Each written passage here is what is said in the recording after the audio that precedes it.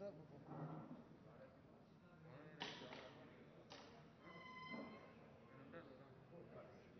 పోయి తిన్నాడు అలా పోయి తిన్నాడు కదా టెన్త్ పక్క పంపి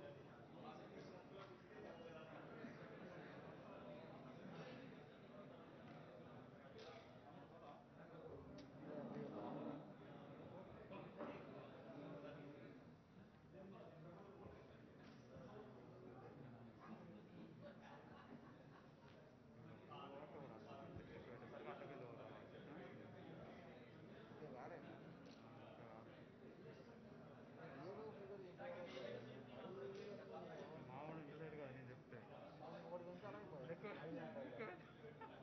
లెక్క పెట్టి రాబో అని దూరం అయితే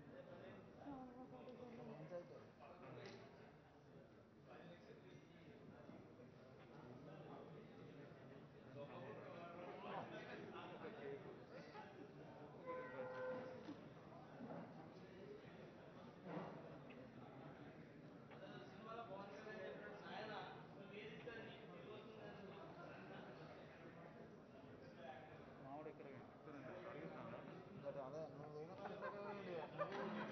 నువ్వు ఆడిపోతే ఆడిపోవచ్చు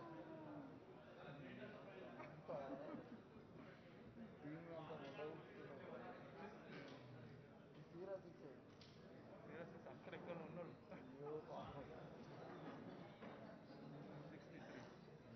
63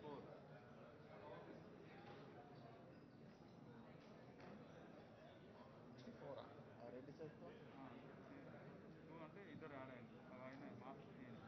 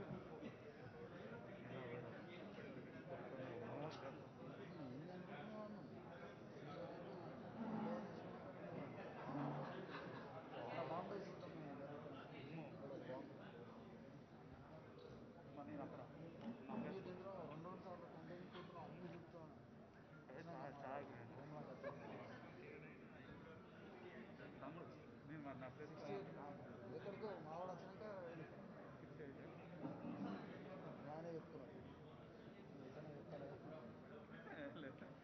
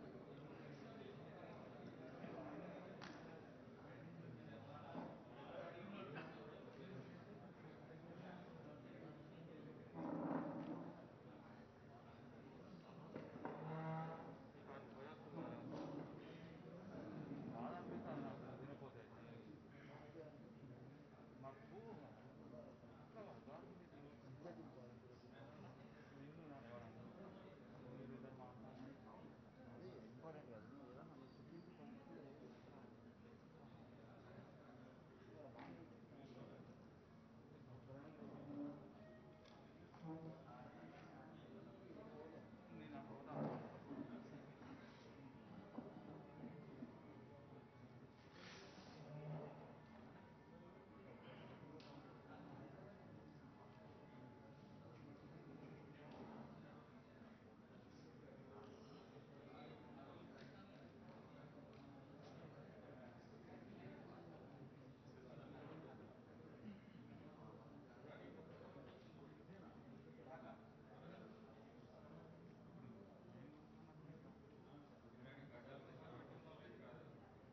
వడ్లకు అన్నీ విలువ కోసం ఏదో ఒకటి చెప్తున్నావు అదే అసలు లేదు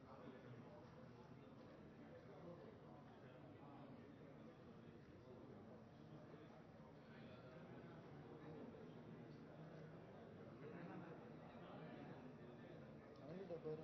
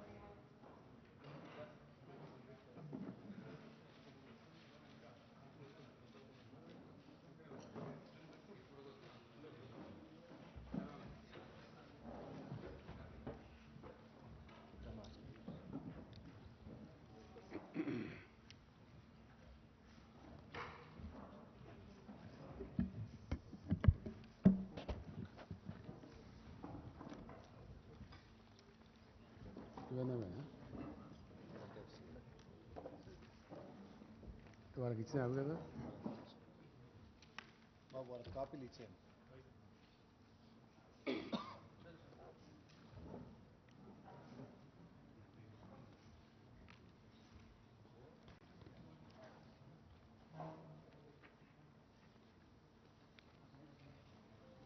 ఇవే కాపీస్ కదా హరీష్ దీనిలో 5 ఉన్నాయి.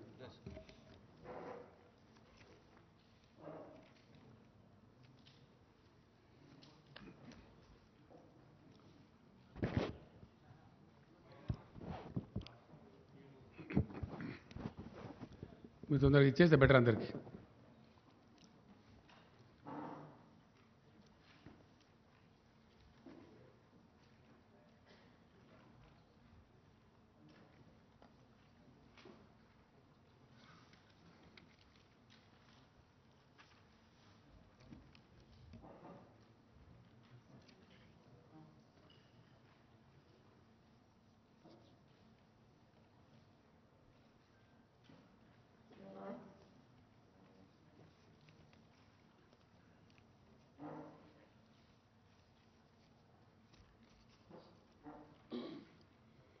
నమస్తే నమస్తే బాగున్నారు.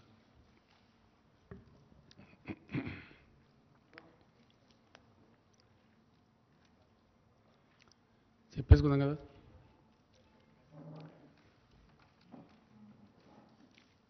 నిన్నటి రోజున మా వ్యవసాయ శాఖ మంత్రి గారు తెలంగాణ రైతాంగానికి ఈ యాసంగిలో వరి పంట వేయకుండా ఇతర పంటలు వేయండి, కారణం ఏమిటి అంటే ధాన్యం సేకరణ చేసేటువంటి కేంద్ర ప్రభుత్వం ధాన్యం సేకరణ మేము చెయ్యము అని కరాఖండిగా తేల్చి చెప్తున్నారు కాబట్టి నష్టపోతాము, అట్లా వద్దు అని చెప్పారు. ఇంకొక మాట కూడా సందర్భంలో వారు చాలా స్పష్టంగా చెప్పారు. తెలంగాణ రాష్ట్రం ఏర్పడిన నాడు రైతుల ఆత్మహత్యలు, చాలా కకావికలైనటువంటి వ్యవసాయం, వలసలు, పాలమూరు, నల్లగొండ, మెదక్ జిల్లాల లాంటి ఆనాటి కరువు జిల్లాలుగా గుర్తించిన జిల్లాల నుంచి రైతులు కూడా కూలీ పనుల కోసం హైదరాబాద్ రావటం, చాలా దారుణమైన పరిస్థితులు ఉండేవి. టీఆర్ఎస్ పార్టీ ప్రభుత్వం అయిన తర్వాత, రాష్ట్ర సాధన జరిగిన తర్వాత ప్రజలు ఇక్కడ మాకు ఈ రాష్ట్రాన్ని తీర్చిదిద్దేటువంటి అవకాశం అధికారం రూపంలో కట్టబెట్టింది కాబట్టి ఒక స్థిరమైనటువంటి లక్ష్యంతో నిర్ణయాత్మకమైనటువంటి పద్ధతిలో ఈ రాష్ట్రంలో గ్రామీణ ఆర్థిక వ్యవస్థను పరిపుష్టం చేయాలా, అట్లనే వ్యవసాయాన్ని స్థిరీకరించాలి, పల్లెలు చల్లగా ఉండేటట్టు చేయాలి, వృత్తి పని వాళ్ళందరికీ పనులు దొరకాలి అని ఒక అప్రోచ్ని తీసుకున్నాం. స్పష్టమైన పాలసీ. ఆ దిశలో చాలా పటిష్టమైనటువంటి బలమైన అడుగులు కూడా రాష్ట్ర ప్రభుత్వం వేసింది. అందులో మొదలుపెట్టింది అడుగంటిపోయినటువంటి భూగర్భ జలాలు పెంచడానికి, మొత్తం శిథిలమై చిక్కిపోయినటువంటి చెరువులన్నింటినీ కూడా మిషన్ కాకతీయ పేరు మీద అద్భుతమైనటువంటి చెరువులుగా తీర్చిదిద్దడం జరిగింది. ఇది యావత్ రాష్ట్ర ప్రజానికానికి తెలుసు.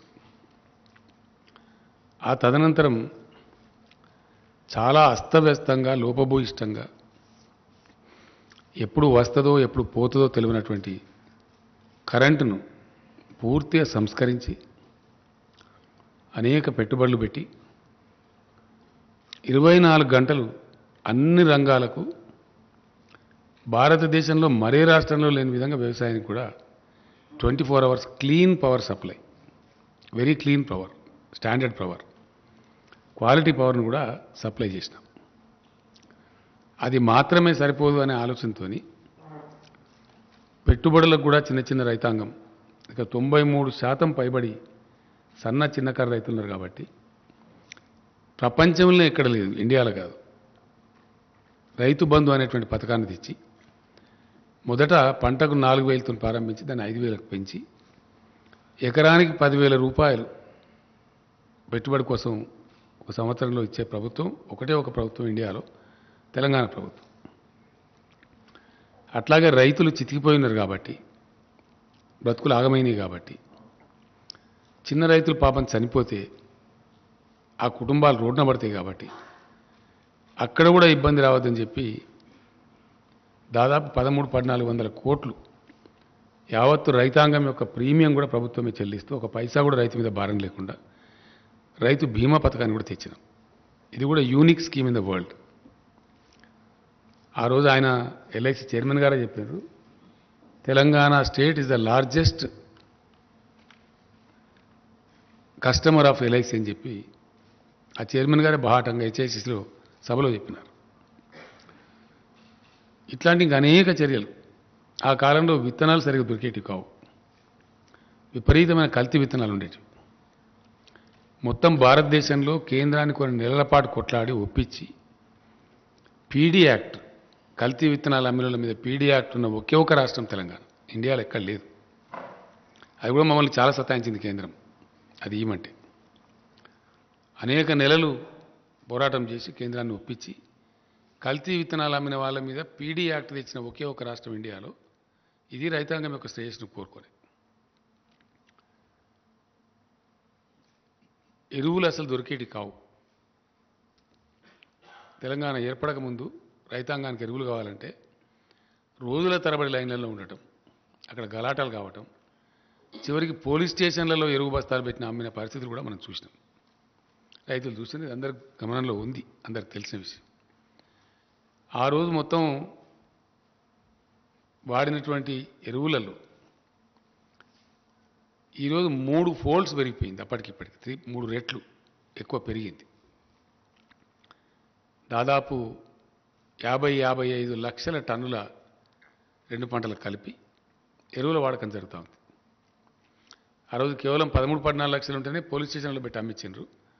కానీ కేంద్రాన్ని ఒప్పించి, ఆయన ఇప్పుడు లేరు పాపం, చనిపోయినారు, అనంతకుమార్ గారు అని మినిస్టర్ ఉండేప్పుడు, వాళ్ళని ఒప్పించి మాకు సమ్మర్లో ఇవ్వండి, ఎవరు తీసుకున్నప్పుడు మేము తీసుకుంటామని చెప్పి వాటిని పెట్టడానికి గోడౌన్లు కూడా నిర్మాణం చేసి అగమేఘాల మీద అది కూడా పునరుద్ధరించి మంచి విత్తనాలు అందుబాటులోకి తేవడం, ఎరువులు అందుబాటులోకి తేవడం, మిషన్ కాకతీయ ద్వారా చెరువుల పునరుద్ధరణ చేసి భూగర్భ జలాలు పెంచడం, 24 గంటలు క్వాలిటీ పవర్ సప్లై చేయడం, పెట్టుబడికి రైతు బంద్ చేయడం, దురదృష్టవశాత్తు రైతు చనిపోతే రైతు బీమా ఇవ్వడం. ఇట్లాంటి చర్యల వల్ల అద్భుతమైనటువంటి వ్యవసాయ స్థిరీకరణ జరిగింది. జరిగి దాని మీద ఈరోజు కరోనా లాంటి విపత్కర పరిస్థితి వస్తే 100% ధాన్యాన్ని ప్రతి గ్రామంలో దాదాపు 6,000 పైచీలకు కొనుగోలు కేంద్రాలు ఏర్పాటు చేసి రైతులు మార్కెట్కు రాకుండా ఒక దగ్గర జమ కాకుండా నెలల తరబడి, అనేక నెలల తరబడి ధాన్యాన్ని కూడా సంపూర్ణంగా కొనుగోలు చేసిన ఒకే ఒక రాష్ట్రం ఇండియాలో ఇలా తెలంగాణ. అంటే రైతులను కడుపులో పెట్టుకొని వాళ్ళని సాధాలని, వాళ్ళని ఒక లైన్లో పెట్టాలని అద్భుతమైనటువంటి కృషి చేసి లైనప్ చేసింది టీఆర్ఎస్ గవర్నమెంట్. ఇది జరిగిన చరిత్ర మీకు తెలుసు, అందరికీ తెలుసు, ప్రజలకు కూడా తెలుసు. అందరు రైతుల స్వానుభవంలో ఉన్నటువంటి మాట ఇది, వాళ్ళ సొంత అనుభవంలో ఉన్న మాట. గత 7 ఏళ్ల కింద ఎట్లా ఉండే, ఈరోజు ఎట్లా ఉన్నది ప్రతి రైతుని ఎవరినంటే చెప్తారు. ఇది జరిగింది. ఈ సందర్భంలో ఒక మాట ఇక్కడ చెప్పాల్సిన అక్కర్నది. భారత రాజ్యాంగ నిర్మాతలు ఆహార కొరత దేశంలో సంభవించినప్పుడు ప్రజలకు ఆహార కొరత రాకుండా చూసేటువంటి బాధ్యతను కేంద్రం మీద పెట్టారు. అందులో నుంచి పుట్టుకొచ్చిందే food corporation of India. Food corporation of ఇండియాకు దేశవ్యాప్తంగా ఆల్మోస్ట్ అన్ని, దేశంలో ఎన్ని తాలూకా సెంటర్లు ఉన్నాయో అన్ని తాలూకా సెంటర్లలో సైంటిఫిక్ గోడౌన్స్ ఉంటాయి. నెలల తరబడి, సంవత్సరాల తరబడి ధాన్యం నిల్వ చేయాల్సి వచ్చినా నిల్వ చేసేటువంటి సదుపాయం ఉండేది ఓన్లీ కేంద్ర ప్రభుత్వం దగ్గర, అది కూడా ఎఫ్సీఐ దగ్గర. తప్పిస్తే ఏ రాష్ట్రం దగ్గర కూడా ఉండదు, ఆ అవకాశమే ఉండదు. ఇండియాలో ఉండే ఏ రాష్ట్రం దగ్గర కూడా ధాన్యం నిల్వ చేసేటువంటి గోడౌన్స్ ఉండవు. ఉన్నా కొద్ది రోజుల కోసమే ఉంటాయి తప్ప సైంటిఫిక్ గోడౌన్స్ ఉండవు. సైంటిఫిక్ గోడౌన్స్ ఇంటర్నేషనల్ స్టాండర్డ్లో కలిగి ఉన్న ఒకటే ఒక సంస్థ భారత ఆహార సంస్థ, that is food corporation of India. ఎందుకంటే ఎక్స్పోర్ట్ చేయాలన్నా without seeking any permission from anybody కేంద్రం చేయగలదు. లేదు ఇథనాల్ లాంటి ప్రత్యామ్నాయ వాడకానికి పంపాలన్నా కేంద్రం డెసిషన్ తీసుకొని పంపగలదు. ఈ అధికారాలు ఇవి కూడా ఏ రాష్ట్ర ప్రభుత్వానికి కూడా లేవు, అట్లానే తెలంగాణ ప్రభుత్వానికి కూడా లేదు. ఇది కూడా స్పష్టం. అంటే రాష్ట్రం దేశంలో కరువు కాటకం అతివృష్టి అనావృష్టి వచ్చినప్పుడు ఫుడ్ సప్లైకి దోకా లేకుండా చేయాలి కాబట్టి, చాలా పెద్ద జనాభా ఉన్న దేశం కాబట్టి ఈ బాధ్యత కేంద్రం మీదనే ఉంది, రాష్ట్రాల మీద లేదు. ఇక్కడ ఒక రాష్ట్రంలో బాగుండొచ్చు, ఒక రాష్ట్రంలో బాగా లేకపోవచ్చు. బ్యాలెన్స్ చేసేటువంటి అధికారం కేంద్రానికి పెట్టిండ్రు, అది వాళ్ళ దగ్గరనే ఉంది. ఇప్పుడు ఏం జరుగుతూ ఉంది దేశంలో అంటే చాలా విచిత్రంగా, ఇప్పుడు ఉన్నటువంటి కేంద్ర ప్రభుత్వం తన బాధ్యతను విస్మరిస్తూ పూర్తి బాధ్యత రాహిత్యంగా మేము ధాన్యం తీసుకోము అని కాలికి పెడితే మెడకు పెడితే పెట్టేటువంటి మెలికలు తిప్పుతూ ఉంది. దీని మీద అధికారులు, సివిల్ సప్లై శాఖ మంత్రి గారు, ఇండస్ట్రీస్ మినిస్టర్ గారు, ఇంకా అనేక పనుల నిమిత్తం వెళ్తూ ఈ పని మీద కూడా అగ్రికల్చర్ మినిస్టర్ గారు చాలా ట్రిప్పులు ఢిల్లీకి చేసినాం, చాలా కన్ఫ్యూజ్ చేసినారు. వాళ్ళు ఎంఓయూ చేస్తారు, ఎఫ్సిఐ కేంద్ర ప్రభుత్వం నిరాకరిస్తుంది. ఇప్పుడు మీకు ఇచ్చిన కాగితాలలో ఉన్నాయి, మీకు ఇచ్చిన క్లియర్ సెట్స్ ఇచ్చిన 5 సెట్స్ ఇచ్చినాం మీకు. ఇప్పుడు మేము దానిలో రకరకాలుగా కాలుకు పెడితే మెడకు పెడితే కాలుకు ఎంత కూడా పెట్టడం జరుగుతూ ఉంది. ధాన్యం తీసుకోము అని చెప్పి నిరాకరిస్తున్నారు.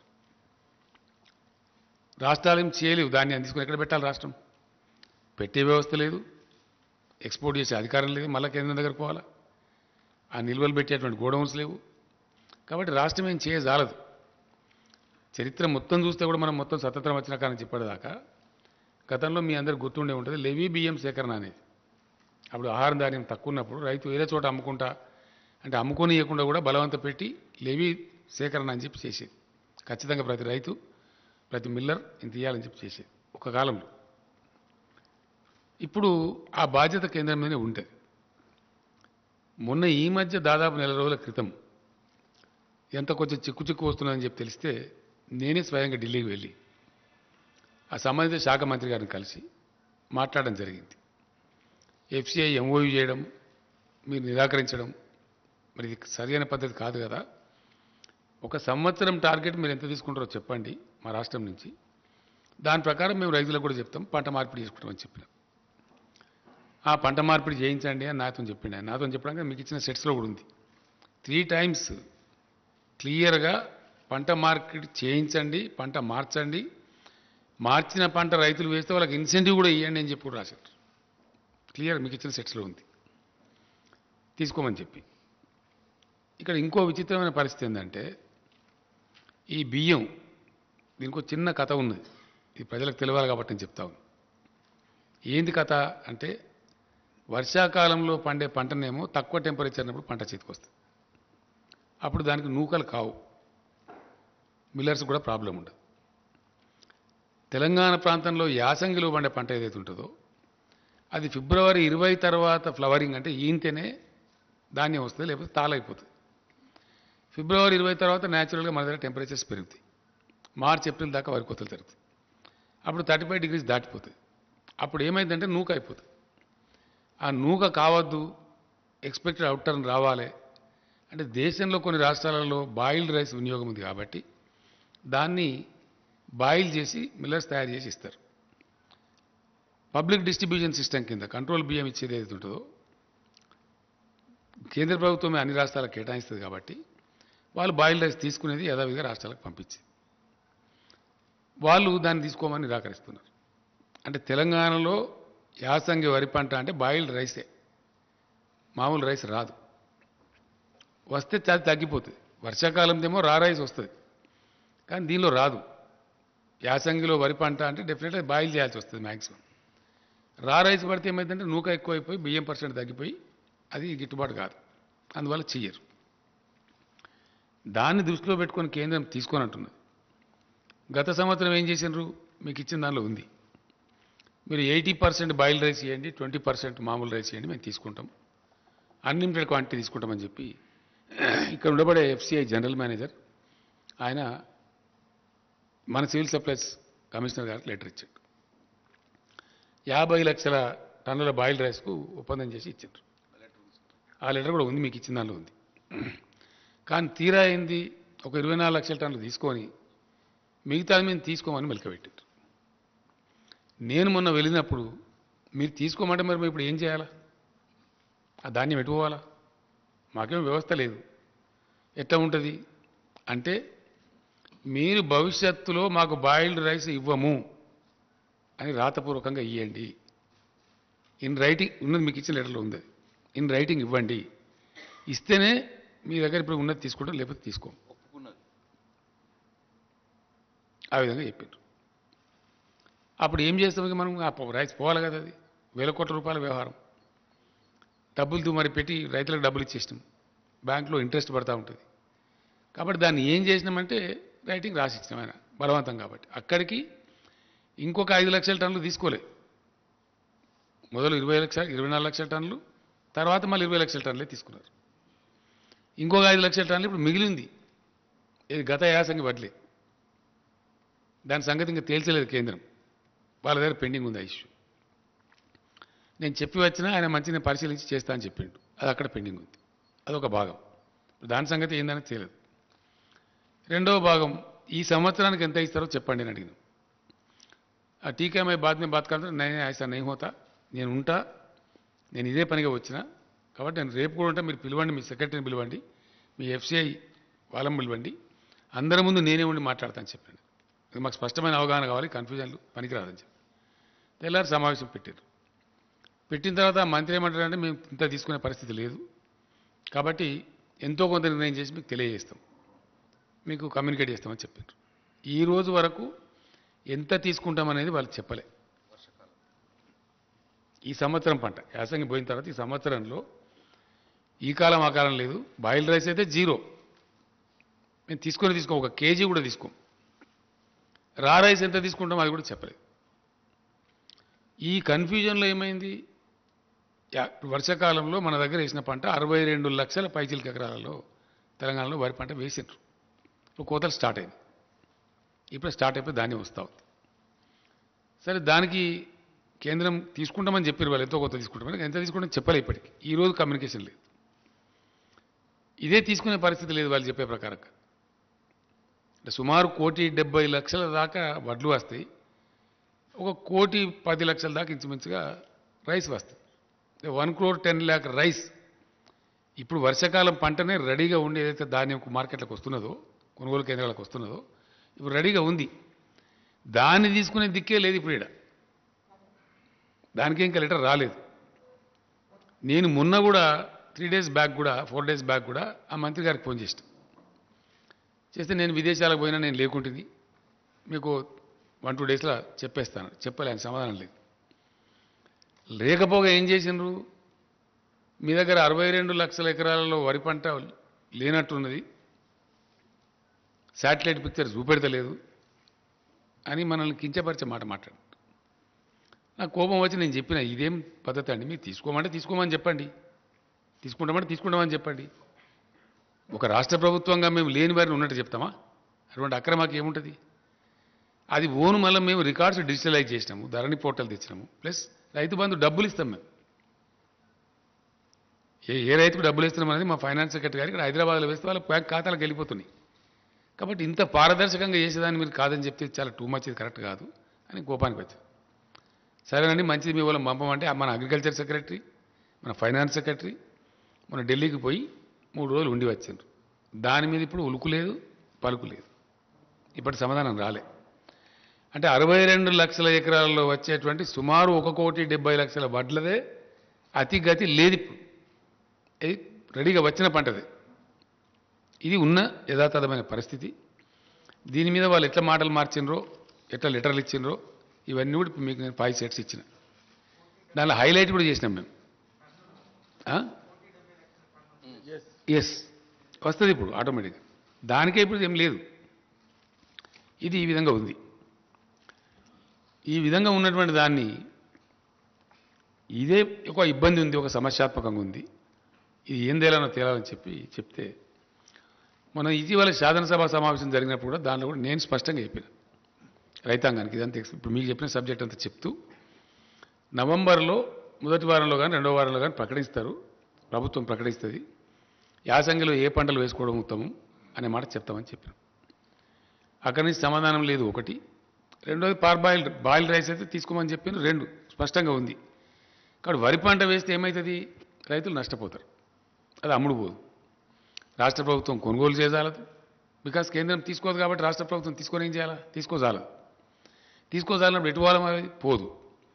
దానికి బదులుగా మేము గతంలో 15-20 రోజుల నుంచి 30 రోజుల నుంచి నేను 2-3 టైమ్స్ నేను మినిస్టర్ గారు అంతా రివ్యూలు చేసి ఏ పంటలు వేయడానికి అనుకూలంగా ఉంటుంది శాస్త్రవేత్తలను పిలిపించి అగ్రికల్చర్ యూనివర్సిటీని పిలిపించి మాట్లాడి కొన్ని రకాల సీడ్స్ మన దగ్గర లేకపోతే కూడా దాన్ని తెప్పించినాం. ఏ పంటలు అయితే వేయచ్చో, ఏ పంట లాభసాటి ఉంటుందో, నువ్వులు కానీ, ఆవాలు కానీ, మన పలికాయ కానీ, ఇంకా ఇతర దాదాపు 9-10 పంటలని వేయదగినటువంటి వరి కంటే మంచి లాభం వచ్చే పంటలు కూడా ఉన్నాయి. మనం ఎందుకంటే కరెంటు తెచ్చినాం, నీళ్లు తెచ్చినాం, భూగర్భ జలాలు పెంచినాం, పెట్టుబడి ఇస్తున్నాం, రైతాంగం చేయడానికి సిద్ధంగా ఉన్నారు, వ్యవసాయ స్థిరీకరణ జరిగింది రాష్ట్రంలో. కాబట్టి మన రైతాంగం నష్టపోవద్దు, రైతాంగాన్ని కాపాడుకోవాలి అని మేము ఇతర పంటలు వేయమని చెప్పాం. నిన్న వ్యవసాయ శాఖ మంత్రి గారు స్టేట్మెంట్ ఇచ్చారు. ఇది ధాన్యం పంట, దాని సేకరణ, దాని చుట్టూ ఉన్నటువంటి విషయం ఒక స్పష్టమైన అవగాహనతోని మేము చెప్పిన రైతులకు ఎందుకు చెడిపోయి ఎటు కాకుండా అయిపోయి గత్తరబిత్తరైపోయి ఆత్మహత్యలు చేసుకొని ఆగమైపోయిన తెలంగాణ రైతాంగాన్ని 7 సంవత్సరాల అవిరళ కృషి ద్వారా అనేక పటిష్టమైన చర్యల ద్వారా ఒక దరికి తెచ్చినాం మేము. డెఫినెట్గా ఇలా గ్రామాలలో సంతోషం ఉన్నది, పంటలు పండుతున్నాయి, మంచిగా అద్భుతమైన పంటలు పండుతున్నాయి, నీళ్లు వస్తున్నాయి. కాకతీయ కెనాల్లో దాదాపు 9 నెలల పాటు నీళ్లు పారే పరిస్థితి కళ్ళారా చూస్తూ ఉన్నాం. ఇతర అనేక ప్రాజెక్టులు పారుతున్నాయి. ఇట్లా చేసి పెండింగ్ ప్రాజెక్టులు కంప్లీట్ చేసినాం, కాళేశ్వరం లాంటి పెద్ద ప్రాజెక్టులను కంప్లీట్ చేసినాం. ఇవన్నీ చేసి ఒక స్థిరీకరణ చేసి ఇప్పుడిప్పుడే స్థిరపడి నిలదొక్కుని బ్రహ్మాండంగా రైతాంగం ఒక ఆశావాద దృక్పథం అయిపోతున్నారు. బ్యాంకులలో లోన్లు తీసుకుంటలేరు, తగ్గిపోతూ ఉంది. పెట్టుబడి అందిస్తున్నాం కాబట్టి సకాలంలో టైంలు పోతుంది కాబట్టి చిన్న రైతుకైతే బ్యాంకు పోయి లోన్ తీసుకునే అవసరమే లేకుండా పోతూ ఉంది. ఆ రకంగా జరుగుతూ ఉంది. ఈ పరిస్థితి ఈ విధంగా ఉంటే నిన్న మంత్రి గారు స్టేట్మెంట్ ఇస్తే ఈ రాష్ట్ర బీజేపీ అధ్యక్షుడు, దేశాన్ని పరిపాలించేటువంటి బీజేపీ అధ్యక్షుడు చాలా బాధ్యతారహితంగా అసత్యమైనటువంటి విషయాన్ని, పచ్చి అబద్ధాన్ని ఆయన చెప్తున్నాడు. ఏమని చెప్తున్నాడు ఆయన? మీరు రైతులు వరి పంటనే పండించాలి, పండించండి, మెడలు వంచి మేము కొనిపిస్తాం. ఎవరు మెడలు వంచుతాడు ఈయన? ఆయన మెడ వంచుకుంటాడా? కేంద్రం మెడ వంచుతాడా? ఎవరి మెడ వంచుతాడు? ఇంత దురుసుగా ఎట్లా మాట్లాడతారు నాకు అర్థం కాదు. ఏం పద్ధతిలో మాట్లాడతారు? కేంద్ర ప్రభుత్వం ఆర్డర్ ఇస్తుందా? మరి నిన్న నేను కూడా ఈరోజు చెప్తున్న రైతాంగానికి ఏంటంటే, తెలంగాణలో సామెత ఉంటుందండి, మంది మాటలు పట్టుకొని మార్మానం పోతే మళ్ళొచ్చే వరకు ఇల్లు కాలిపోయింది. ఈ అడ్డదిడ్డం మాట్లాడి, బాధ్యత లేకుండా మాట్లాడి, అనధికారికంగా మాట్లాడి, ఢిల్లీ బీజేపీ ఏమో ఇది చెప్తుంది, ఈ లెటర్లు ఇస్తుంది బాజాప్తా అఫీషియల్గా గవర్నమెంట్ జరిగే కరస్పాండెన్స్లో లెటర్స్ ఇచ్చి మేము కొనము, బాయిల్డ్ రైస్ అయితే 1 కిలో కూడా తీసుకోము అని వాళ్ళు కండిషన్లు పెట్టి రాసి డబ్బులు పేమెంట్ ఇవ్వకుండా రాష్ట్ర ప్రభుత్వాన్ని సతాయిస్తారు. ఈయన రాష్ట్ర అధ్యక్షుడిగా ఉండి, ఒక పార్లమెంట్ సభ్యుడిగా ఉండి పూర్తి అబద్ధాన్ని, పూర్తి పచ్చి తప్పును, పూర్తి నిర్లక్ష్య వైఖరితోని బాధ్యతారాహిత్యంగా ఏది పడితే అది మాట్లాడగలుగుతాము అనేటువంటి ఒక దీంతో ఆయన మాట్లాడాడు. అది పూర్తి తప్పు. ఆయనకు నెత్తి లేదు, నాకు కత్తి లేదు, ఆయనకేమి జిమ్మదారు లేదు, బాధ్యత లేదు. ఈ మాటలు చాలా మాట్లాడుతున్నాడు ఆయన చాలా రోజుల నుంచి. నేను కూడా క్షమిస్తూ వచ్చిన, నా స్థాయి మనిషి కాదు, చిన్నవాడు, పట్టించుకోలే. నా మీద వ్యక్తిగతంగా అడదిడంగా మాట్లాడినా పట్టించుకోలే. ఏనుగు పోతుంటే ఎన్నికలు మరుగుతాయని చెప్పి వదిలిపెట్టాం. కానీ మరీ టూ మచ్గా బాధ ఎక్కడ కలుగుతుంది? తెలంగాణ రైతులను 7 ఏళ్ల నుంచి మేము కంటికి నిద్ర లేకుండా కాపాడి ఒక స్థాయికి తెచ్చి వాళ్ళ అప్పులు కట్టిపించి వాళ్ళని గడ్డకేసి వాళ్ళు బాగుపడాలని మేము తీసుకొని పోతూ ఉంటే మొత్తం రైతాంగం యొక్క బతుకునే ఆగం చేసే విధంగా బాధ్యత లేకుండా నీకేం కావాలి? రైతులు ధాన్యం పండియాలి, నువ్వు ఢిల్లీలో తీసుకోవు, ఇక్కడ రోడ్ల మీద కూర్చొని ధర్నా చేయాలి, నీ రాజకీయ పబ్బం గడవాలి, అంతే కదా? దీని అనుకున్నది ఏంది? What is that we should understand? ఇలా నేను మాట్లాడాల్సిన అవసరం ఏమొచ్చింది ప్రత్యేకించి? నిన్న అతను స్టేట్మెంట్ ఇచ్చి ఒక కన్ఫ్యూజన్ క్రియేట్ చేసింది కాబట్టి డెఫినెట్లీ నేను రైతాంగానికి చెప్తా ఉన్నా, ఈ సొల్లు కబుర్లు నమ్మి, ఈ పనికి మాలిన మాటలు నమ్మి వరి పంట కనుక వేస్తే దెబ్బ తింటాము. ఇక తెలంగాణలో ఉండేటువంటి వాతావరణ పరిస్థితుల వల్ల యాసంగిలో వరి పంట మనకు క్షేమదాయకం కాదు. తీసుకునేటువంటి కేంద్రం చేతులు ఎత్తేస్తూ ఉంది, మేము తీసుకోమని నిరాకరిస్తూ ఉంది. కేంద్రం మొదటి నుంచి కూడా ఆనాటి నుంచి ఈనాటిదాకా రైతు వ్యతిరేకంగా పోతూ ఉంది. రైతు ప్రయోజనాలను కార్పొరేట్లకు అప్పచెప్తా ఉంది. సంవత్సర కాలం నుంచి ఢిల్లీలో రైతులు ధర్నాలు చేస్తూ ఉన్నారు, ఉద్యమాలు చేస్తూ ఉన్నారు, రైతుల మీద కార్లెక్కించి చంపుతా ఉన్నారు, రైతులను కొట్టుమని ప్రోవోక్ చేసి చెప్తా ఉన్నారు ముఖ్యమంత్రి స్థాయిలో ఉండే వ్యక్తులు. కేంద్ర మంత్రులు కార్లెక్కించి చంపుతారు, ముఖ్యమంత్రులేమో దాడి చేయమని చెప్తారు. అంటే ఎంత దూరమైనా పోయి రైతులను వీళ్ళు తొక్కివేసి అణిసివేసే పరిస్థితులు ఉన్నారు కాబట్టి వాళ్ళ వైఖరి స్పష్టంగా తెలుస్తున్నది. కాబట్టి రేపు మనకు కూడా ఇదే పరిస్థితి సంభవిస్తుందని చెప్పి నిన్న మంత్రి గారు చాలా బాధ్యతతోని చాలా స్పష్టంగా రైతులను కాపాడుకోవాలని ఉద్దేశంతో ఇంత దూరం తీసుకొచ్చి ఇంత మంచి పెట్టుబడి ఇచ్చి కరెంట్ ఇచ్చి మాకేమో బాధ్యత ఉంది. ఈ రాష్ట్రాన్ని తెచ్చినాం, మేము రైతాంగాన్ని ఒక దరికి తెచ్చినాం, వ్యవసాయాన్ని ఒక దరికి తెచ్చినాం. ఇలా సంతోషంతో ముఖాలు వెలుగుతున్నాయి.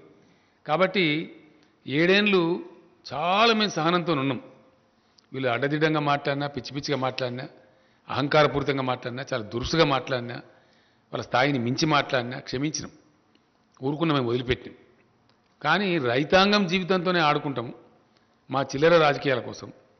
తెలంగాణ రైతులు ఏమైనా పర్వాలేదు, పంట పండించి వాళ్ళు మునిగినా పర్వాలేదు, కానీ మేము మాత్రం సొల్లు పురాణం మాట్లాడుతూనే ఉంటాం, అడ్డం పొడుగు మాట్లాడుతూనే ఉంటాం అనే పద్ధతిలో మాట్లాడినారు. కాబట్టి నేను ఇలా రియాక్ట్ అయ్యి ఇది చెప్పాల్సి వస్తున్నది. రైతాంగాన్ని హెచ్చరించుకోవాలి, రైతాంగాన్ని కాపాడాలి కాబట్టి చెప్తా ఉన్నాను. డెఫినెట్లీ 100% వీళ్ళు చెప్పేది తప్పు. మొత్తం ఇంకొక విషయం కూడా ఇక్కడ స్పష్టంగా చెప్పాల్సిన అవసరం ఉంది. ఇది వ్యవసాయానికి సంబంధించి. ఎస్, డెఫినెట్గా నేను రైతులకు మనవి చేస్తూ ఉన్నా, 7 ఏళ్ళు మిమ్మల్ని కాపాడింది ఎవరో మీకు తెలుసు, మీకు మంచి కరెంట్ ఇచ్చేది ఎవరో మీకు తెలుసు, ఎరువులు సప్లై ఎట్లా జరుగుతుందో మీకు తెలుసు, మీకు ఇలా ధాన్యం అక్కర పడ్డప్పుడు ఎట్లా కొనుగోలు చేసినామో మీకు తెలుసు. మీరు నష్టపోవద్దని, మీకు ఇబ్బంది కావద్దని, మీరు మునిగిపోవద్దని, అనవసరంగా కేంద్రం కొన్నటువంటి ధాన్యాన్ని పండించి దెబ్బతినవద్దని, మళ్ళా తెలంగాణ దుస్థితి దుస్థితి రావద్దని మేము ఈ మాట చెప్పినాం. నిన్న మంత్రి గారు చెప్పిన మాట ఎందుకు చెప్పిండు ఆయన? అక్కడి నుంచి జవాబు లేదు. వర్షాకాలం పంటకే తీసుకురా తెలియదు. అయినా మేము కొనుగోలు కేంద్రాలు ప్రారంభించినాం. ఎట్లనే చేసి ఫైట్ చేద్దాం, కాదంటే ఇంకేదైనా చేద్దాం, కానీ రైతులు మాత్రం నష్టపోనియద్దు.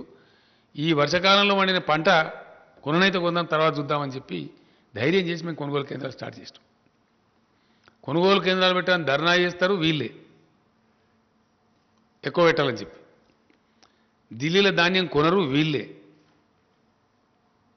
మళ్ళీ ఇప్పుడు యాసంగిలో పంట ఏమని చెప్పి బాధ్యతారహితంగా చెప్తారు వీళ్ళే. అంటే ఏంది ఇది? దీన్ని ఎట్లా అర్థం చేసుకోవాలా? ఇది బాధ్యత కలిగిన ముచ్చటేనా మాట్లాడేది? ప్రతి విషయంలో కూడా ఇదే మోసం, ప్రతి మాటలో కూడా ఇదే ఒక అహంకారంతో కూడుకున్న ముచ్చట. చాలా చూసినాం ఇట్లా. పెట్రోల్ డీజిల్ ధరలున్నాయండి. పెట్రోల్ డీజిల్ ధరలు అద్భుతమైనటువంటి పద్ధతిలో అబద్ధం చెప్పింది కేంద్ర ప్రభుత్వం. ఎస్, 14లో వీళ్ళు అధికారానికి వచ్చిన నాడు క్రూడ్ ఆయిల్ ధర ఇంటర్నేషనల్ మార్కెట్లో $105.52 ఉంది, US డాలర్స్, $105.52. ఇవాళ క్రూడ్ ఆయిల్ ధర $83 ఉంది.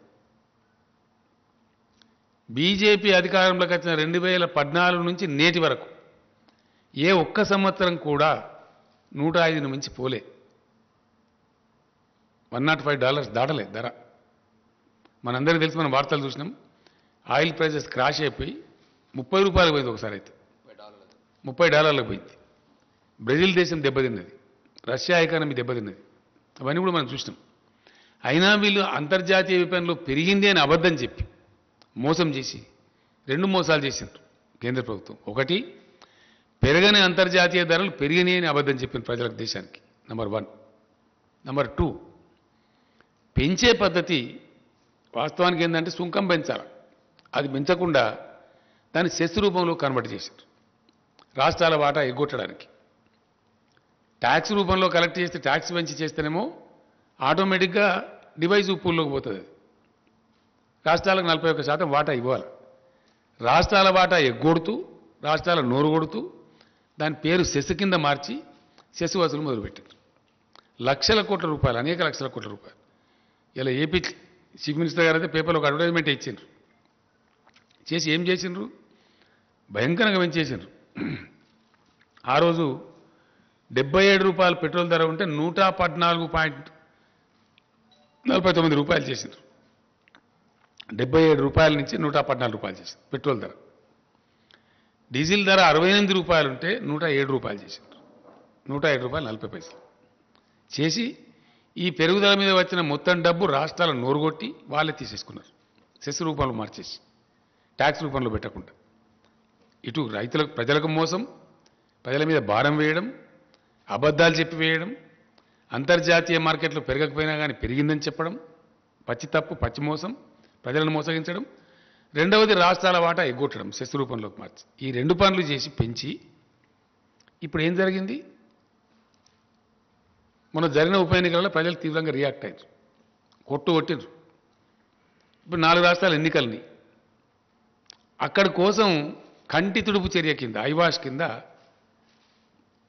ఒక 5 రూపాయలు పెట్రోల్ మీద, డీజిల్ మీద ఎంత 10 రూపాయలు తగ్గించి, ఇదేదో మేము ఘనకార్యం చేసినాం.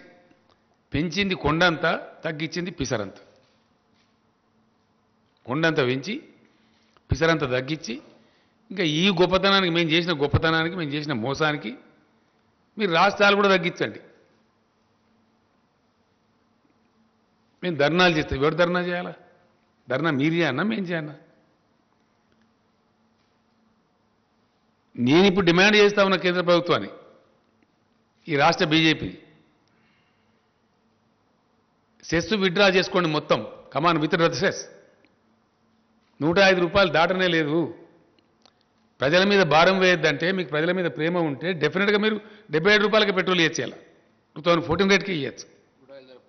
పెరగలే, మీరు పెంచారు. ప్రజల మీద మీరు భారం వేసారు. సైమల్టేనియస్లీ రాష్ట్రం ఒక పైసా పెంచలే. ఆనాడు ఎంతుందో మేము అధికారంలోకి వచ్చినాడు వ్యాట్ మేము పెంచగలిగే ఒక వ్యాటే. వ్యాట్లో మేము ఒక నయా పైసా, రూపాయి కాదు నయా పైసా కూడా పెంచలే. పక్కనున్న ఏపీ అన్న కనీసం వాళ్ళు రోడ్డు సెస్ అని చెప్పి ఒక రూపాయి తీసుకుంటారు, కానీ మేము రూపాయి కాదు పైసా కూడా తీసుకోలేదు. ఒకటి మీరు పెంచిండ్రు, 2 మేము రాష్ట్రం పెంచలే. ఇలా మమ్మల్ని తగ్గించి మేము ఎట్లా మాట్లాడతావు? నువ్వు ఏ నైతికతతో మాట్లాడతావు? అంటే అడ్డం పొడువు, ఇష్టం వచ్చినట్టు, నోటికొచ్చినట్టు ఏదైనా సరే మాట్లాడచ్చు అని చెప్పి ఒక అహంకారంతో మాట్లాడుతూ ఉన్నారు. మితిమీరి, అతిమీరి, అడ్డదిడ్డంగా మాట్లాడుతూ ఉన్నారు. నేను ఇక్కడ ఒకటే మాట మనం చేసేది ఏంటంటే, నన్ను వ్యక్తిగతంగా నిందించినా నేను పడ్డా.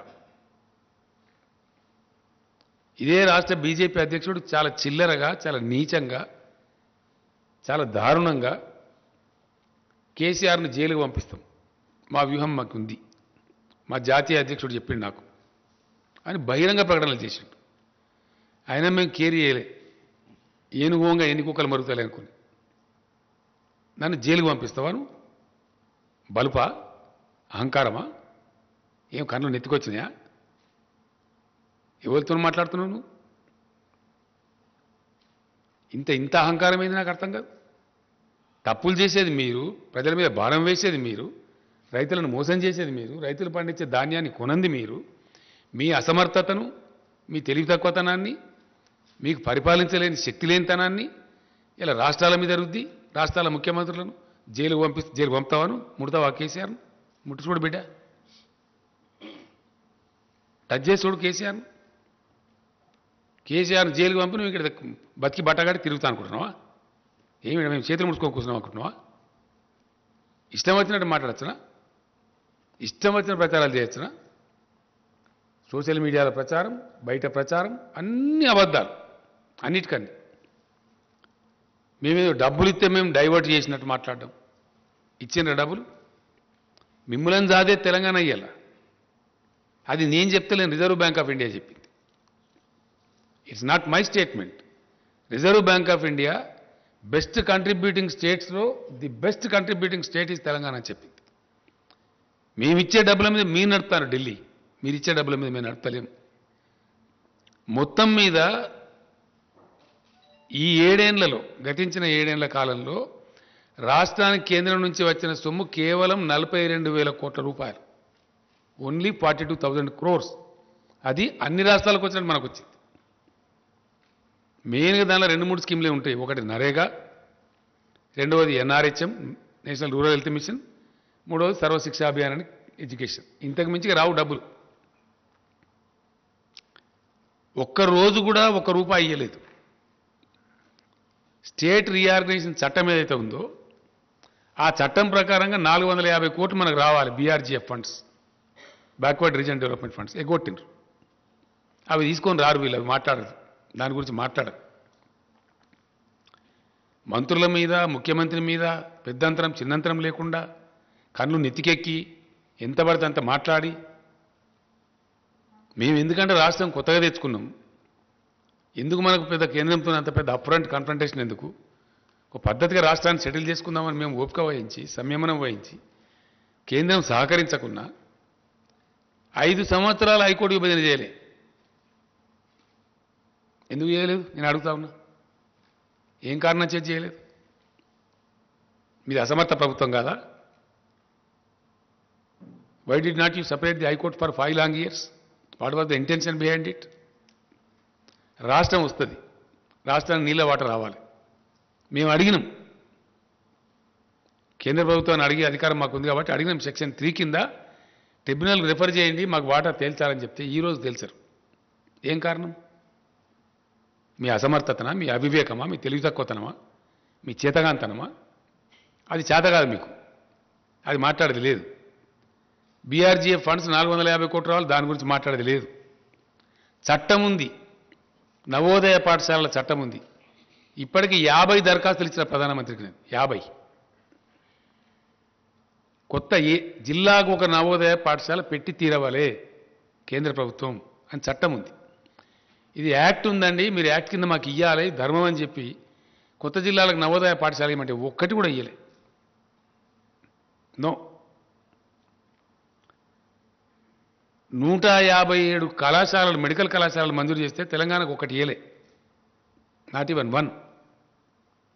ఏడవన్నారు ఈ బీజేపీ నాయకులు? ఇక్కడ నుంచి ఉన్న కేంద్ర మంత్రి ఎక్కడ వండుకున్నాడు? ఇక్కడ నుంచి ఉన్న ఎంపీలు ఎక్కడ వండుకున్నారు? What is your answer? First దీనికి సమాధానం చెప్పు. ఇప్పుడు మేం పెడతాం ధర్నాలుగా. ఎస్, ఉత్తర భారతంలో రైతులు ఎవరైతే కొట్లాడుతున్నారో వాళ్ళకి అండగా నిలుస్తాం. రైతు వ్యతిరేక చట్టాలు మొత్తం విత్డ్రా చేసుకోవాలి, ధర్నా చేస్తాం. డెఫినెట్గా సీరియస్గా కొట్లాడతాం. పెట్రోల్ మీద పెంచినటువంటి సెస్సులు పెట్రోల్ డీజిల్ మీద వెంటనే విరమించుకోవాలి. మిమ్మల్ని పండనీయం, నిల్వనీయం. తెలంగాణలో పండించే వరి ధాన్యాన్ని పూర్తిగా కొనుగోలు చేయాలి. దమ్ముంటే ఈ రాష్ట్ర అధ్యక్షుడు నోటి మాటలు సొల్లు పురాణాలు మాట్లాడడం కాదు, పోయి తీసుకొని రా ఆర్డర్ను, నేను నిలబడేపిస్తా వరిధాన్యం. 70-80 లక్షలలో ఇప్పుడు వరిధాన్యం వేసే అవకాశం ఉంది తెలంగాణకు. అద్భుతమైన ఉత్పత్తి వస్తూ ఉంది. రైస్ మిల్లర్లు కూడా వాళ్ళ కెపాసిటీ పెంచుకున్నారు. తీసుకురా నువ్వు ఆర్డర్. నువ్వు కేంద్రం వడ్లు తీసుకుంటా అంటే కేసీఆర్ వద్దంటుండా? ఏం చెప్తున్నావు నువ్వు? ఎంత బాధ్యతారహితంగా మాట్లాడుతున్నావు? నువ్వు మాట్లాడవచ్చునా? అట్లా మాట్లాడి తిరుగుతా అనుకుంటున్నావా తెలంగాణలో? కేసీఆర్ బతుకుండగానే తెలంగాణ రైతులు నాగం చేస్తావా నీ సొల్లు పురాణంతో? చేయగలుగుతావా? దా, నువ్వు కొంటాను నిన్న మాట్లాడినావు కదా, మెడలు వంచుతాను. నీ మెడలు నేను వంచానా? మరి నీ మెడలు వంచులుగా ఇరుస్తాం డబ్బున ఒకళ్ళు రైతులు ధాన్యం తీసుకోకపోతే. తెస్తావా ఆర్డర్? నీ పార్టీ అధికారం ఉంది కదా ఢిల్లీలో, తీసుకొని రా. వారం లోపల తీసుకురా. అడ్డంపొడు మాట్లాడడం కాదు కదా, నీకు దమ్ముంటే. నిన్న రాత్రి కూడా మాట్లాడాను నేను. ఒకవైపునేమో పంటల మార్పిడి చేయించండి, వరిధాన్యం వేయించకండి అని రాతపూర్వకంగా ఇస్తారు, మీకు ఇచ్చిన సెట్లలో ఉంది, దయచేసి మీరు చూడండి అది. ఆన్ ద అదర్ హ్యాండ్ వరిధాన్యం వేయమంటావు నువ్వు అంటావు. ఢిల్లీ బీజేపీ వరిధాన్యం వేయొద్దంటది, ఇక్కడ సిల్లీ బీజేపీ వరిధాన్యం వేయాలంట. ఏది కరెక్టు? ఢిల్లీ బీజేపీ కరెక్టా, ఇక్కడ సిల్లీ బీజేపీ కరెక్టా? What is right? నేను మాట్లాడినా వ్యవసాయ శాఖ మంత్రి గారు, నేను కూర్చొని ఇది ఏం స్టేట్మెంట్ నాకు అర్థం కాదు, ఈ దరిద్రుడు ఇట్లా ఇచ్చిండు, ఇంకా బాధ్యత ఉందా, బరువు ఉందా, అసలు ఏం నాకు అర్థం కాదు తమాషా అని చెప్పి అడిగితే మాట్లాడితే నేను కేంద్ర మంత్రిని అడిగిన నిన్న, ఏమండి మరి నువ్వు నాకు స్వయంగా ఇట్లా చెప్పినావు, మార్చమని చెప్పినావు, నాతో రాయించుకున్నావు, బాయిల్డ్ రైస్ ఒక కిలో కూడా ఇయ్యమని చెప్పి ఇంకో 5 లక్షలు నిధులను పెండింగ్ పెట్టుకున్నావు, ఈ సంవత్సరం టార్గెట్ ఇవ్వమంటే ఇస్తలేవు, ఇంకా తేల్చలేదు. మరి మీ అధ్యక్షుడు వరి మాత్రమే పండించండి, ఎట్లా కొనరో చూస్తాం, ఎవరు కొంటారు, నువ్వా నేను కొనేది అడిగిన నేను ఐసా కైసా బోల్తే బోలే, ఇలా పేపర్లలో వస్తే తెప్పించుకొని చూడమని చెప్పింది. ఎలక్ట్రానిక్ మీడియాలో ఆల్రెడీ వచ్చింది, నువ్వు తెప్పించుకొని చూడు, పేపర్లు తెప్పించుకొని ఇలా మీ ఇంటెలిజెన్స్ ద్వారా తెప్పించుకోండి ఏం మాట్లాడిండో అని అడిగినాం. నేనేమంటున్నా అంటే నువ్వు తీసుకురా, ఆర్డర్ తీసుకురా, కేంద్రం కొంటా నేను వద్దంటున్నా. యాసంగిలో వరి పెట్టుకునే అవకాశం డిసెంబర్ ఎండింగ్ దాకా ఉంటుంది. నేను తెలంగాణ రైతాంగానికి ఒకటే మనవి చేస్తా ఉన్నా, డిసెంబర్ చివరి దాకా కూడా మనం వరి ధాన్యం పెట్టుకోవచ్చు. ఈ సిల్లీ బీజేపీ, దొంగ బీజేపీ ఆర్డర్ ఇస్తుందా? ఈ ఆర్డర్ తీసుకురా,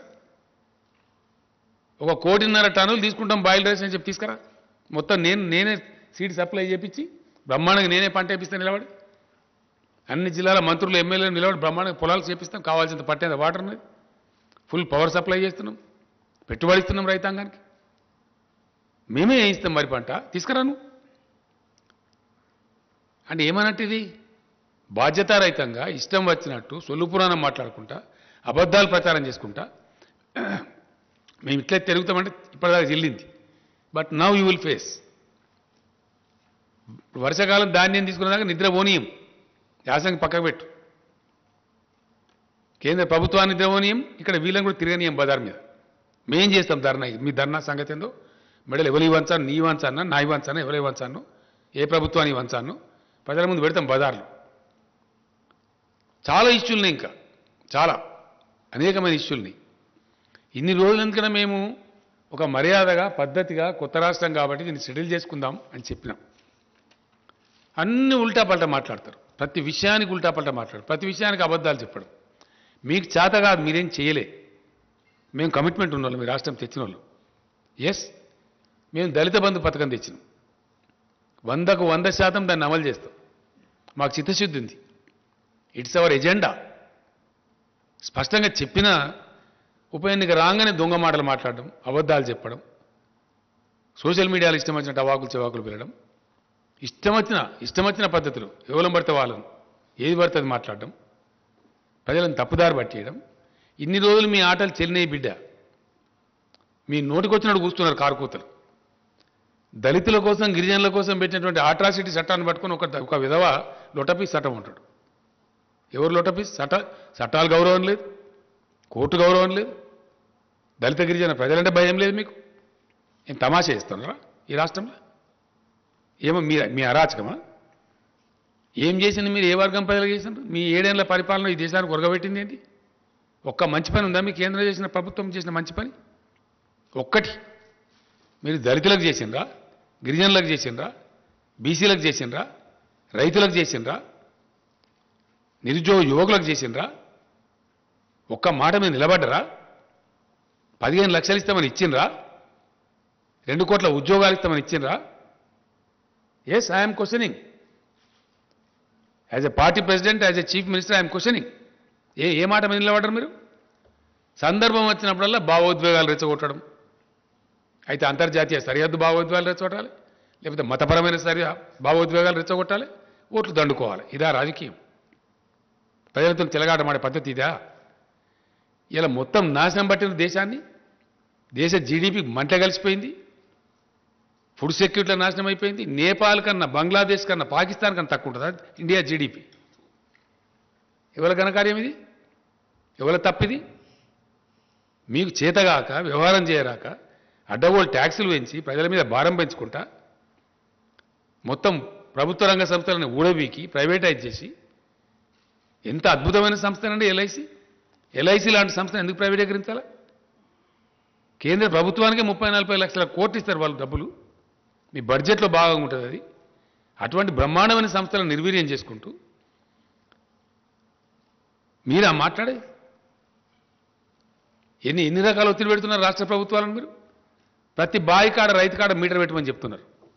నేను రెసిస్ట్ చేస్తా ఉన్నాను, నేను పోరాటం చేస్తా ఉన్నాను 2 సంవత్సరాల నుంచి.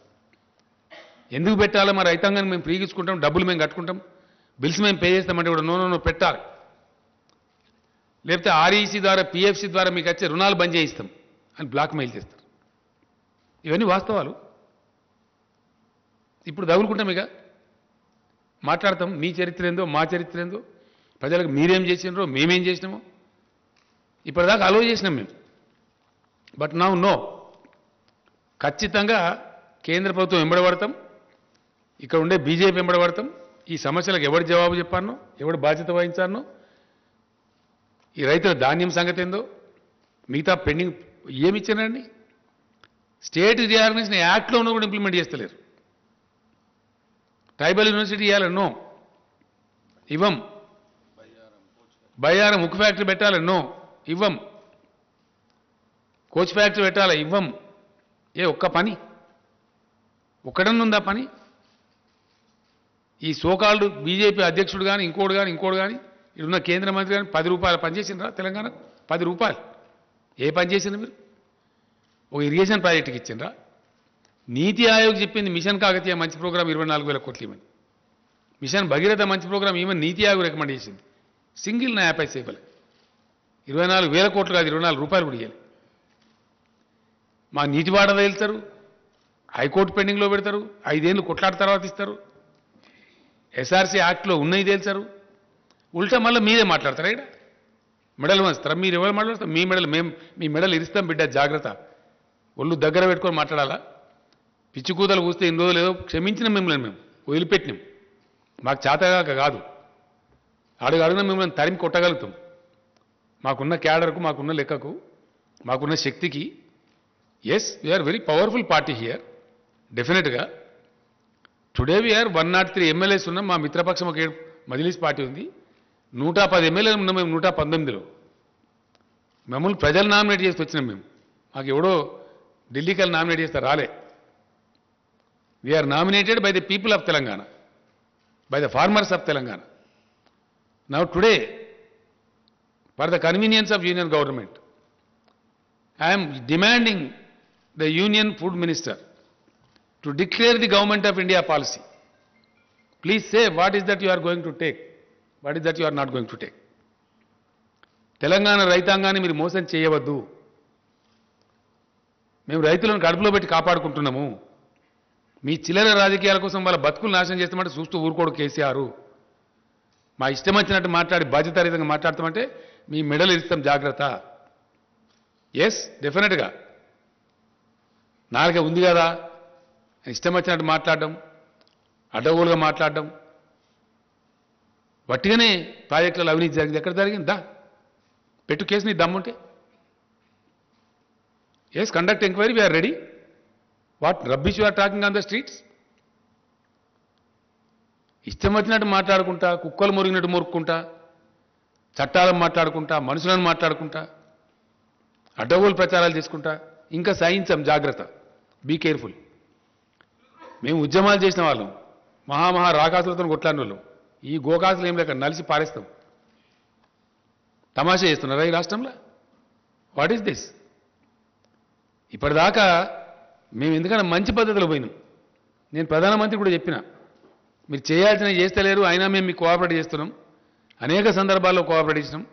President of India election cooperate చేసినాం, vice president of India election cooperate చేసినాం, అనేక బిల్స్ పాస్ చేసేటప్పుడు కోఆపరేట్ చేసినాం.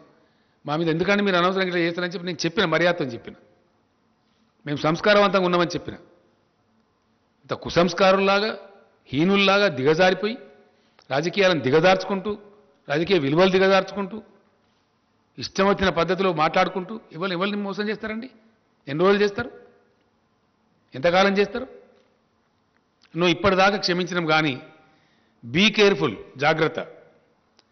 నేను రాష్ట్ర బీజేపీ అధ్యక్షునికి వార్నింగ్ ఇస్తా ఉన్నా. నువ్వు మనిషివే అయితే, నీకు నిజాయితీ ఉంటే ఢిల్లీకి పోయి ఆర్డర్ తీసుకురా. యాసంగిలో వడ్డేమని చెప్పినావు కదా, మొత్తం ధాన్యం కేంద్రం మేము తీసుకుంటామని ఆర్డర్ తీసుకురా. పంటలు నేనే ఇస్తా, మంచి విత్తనాలు నేను సప్లై చేపిస్తా. అడ్డం పొడుగు ఇష్టం వచ్చినట్టు మాట్లాడతాం. కరెంట్ ఇస్తాం, నీళ్ళు ఇస్తాం, మందులు ఇస్తాం, అన్ని ఇస్తాం. మొత్తం కొనుగోలు చేసి అప్పగిస్తాం, ఒక గింజ లేకుండా. నేను రైతు సోదరులకు ఒకటే మాట మనం చేస్తా ఉన్నా, ఈ అల్లా టప్పగాల మాటలు పట్టుకుంటే దెబ్బతింటాము. మీ ప్రాంతాలలో మీ వ్యవసాయ అధికారులను సంప్రదించండి. వరి కాకుండా ఇతర పంటలే వేసుకోండి. మీరు మోసం చేస్తారు, మనకు తీసుకోరు. మా తనలాట ఏంటంటే మీరు మంచిగా ఉండాలని, మా రైతులు బతకాలని, పంట పండించిన రైతుకు 10 రూపాయలు రావాలని చెప్పి, రైతు జేబులకు డబ్బులు రావాలని మేము కొట్లాడుతున్నాం. రైతును ముంచి రాజకీయం చేసి మీ ఓట్లకు మీ డబ్బాలకు ఓట్లు రావాలని వాళ్ళు కొట్లాడుతున్నారు. కుటిల నీతి ఇది. ఈ కుటిల నీతిని రైతాంగం గమనించాలి.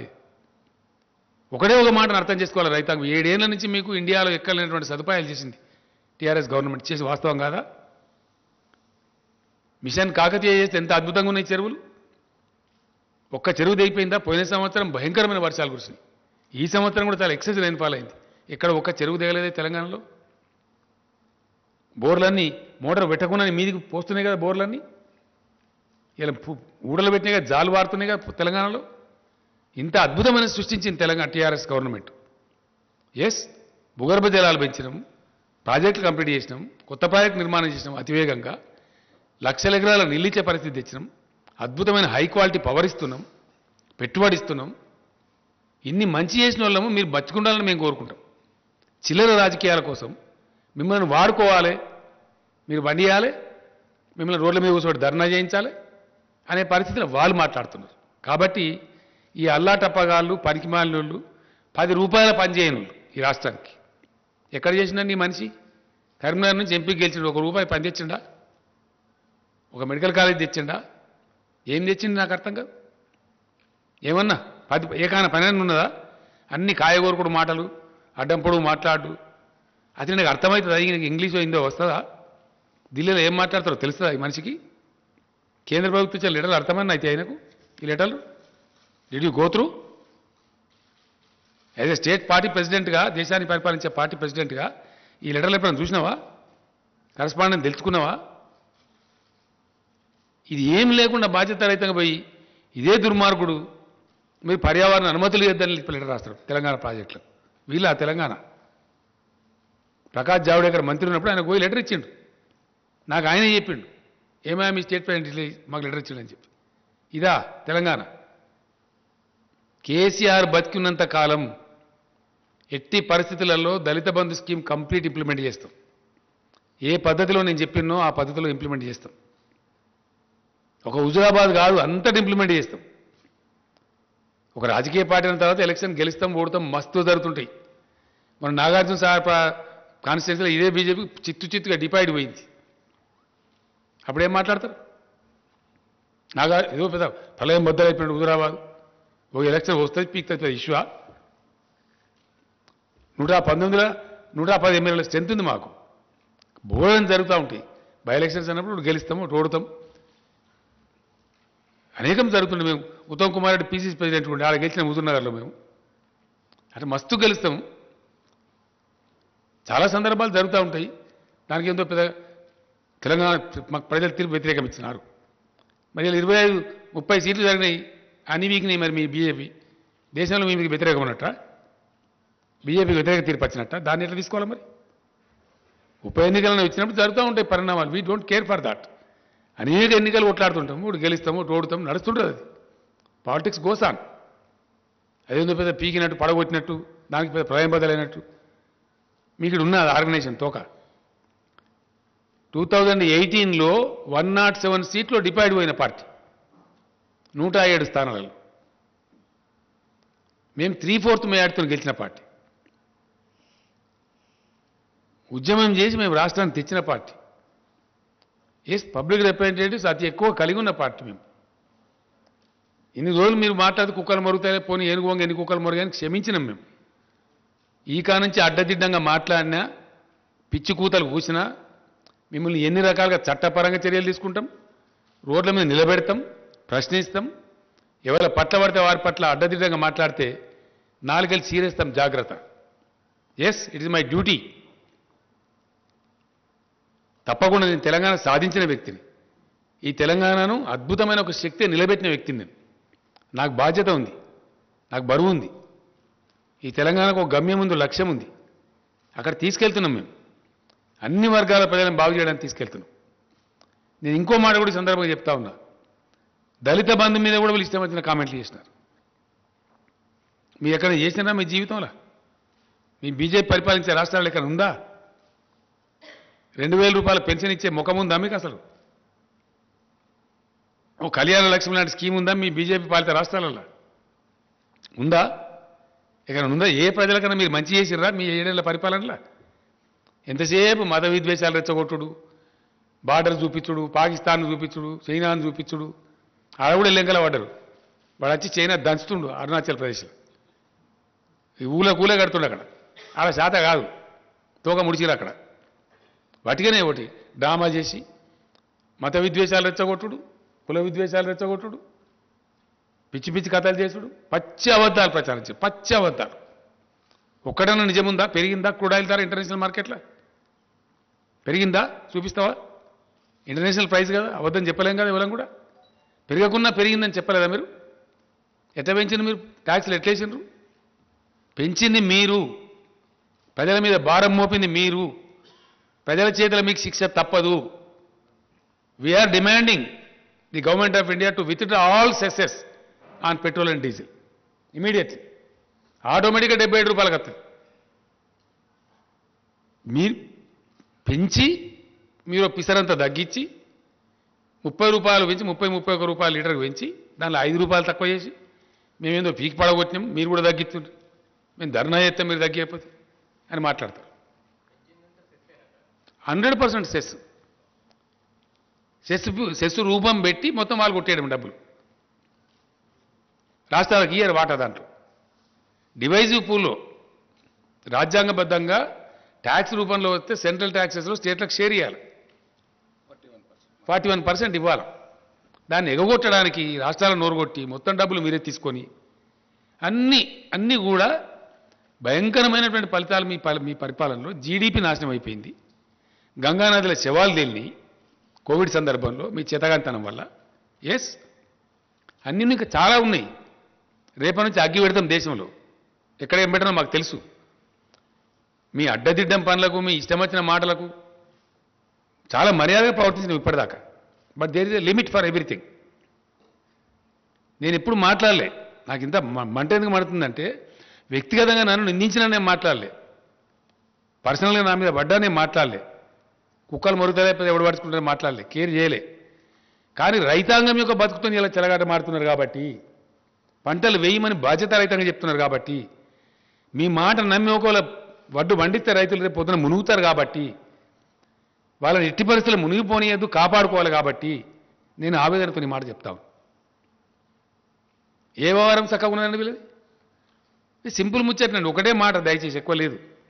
కేంద్ర ప్రభుత్వం బియ్యం తీసుకుంటా, వడ్డు తీసుకుంటా అంటే రాష్ట్ర ప్రభుత్వం వద్దంటున్నదా? కమాన్ స్టేట్ దా.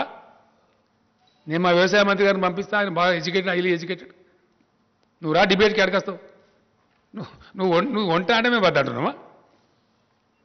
ఇన్ని నీళ్లు తెచ్చి, ఇన్ని ప్రాజెక్టులు కట్టి, ఇంత కరెంటు తెచ్చి, ఇలా రైతాంగం కార్లు కొనుక్కుంటున్నారు ఊళ్ళల్లో. ఊళ్ళు ముఖాలు తెల్లబడ్డాయి. హైదరాబాద్లో కూడా వాపసు పోయి ఇల్లు చదువుకుంటున్నారు ఊళ్ళల్లో, సంతోషపడుతున్నారు.